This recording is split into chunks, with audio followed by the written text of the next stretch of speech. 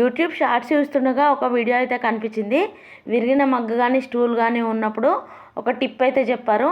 అందులో ఏముందంటే వంట సోడా వేసేసుకొని, ఇంట్లో మనం యూజ్ చేస్తాం కదా ఈటింగ్ సోడా, అది వేసుకొని దానిపైన ఫెవిక్విక్ పెట్టుకొని ఒక 10 నిమిషాలు పక్కన పెడితే పూర్తిగా డ్రై అయిపోయి మళ్ళీ అసలు వాటర్ లీకేజ్ అనేది లేకుండా ఉంటుందని చెప్పారు. నేను అదే రకంగా చేశాను. ఒక 10 మినిట్స్ పక్కన పెట్టిన తర్వాత పూర్తిగా డ్రై అయిపోయిన తర్వాత అది మొత్తం ఊడిపోయింది. అస్సలు వర్క్ అవ్వలేదు. సరే ఈ వీడియో ఎందుకులే అని ఇంట్లో ఫెవిబాండ్ ఉంది, దాంతో ట్రై చేద్దామని ట్రై చేశాను.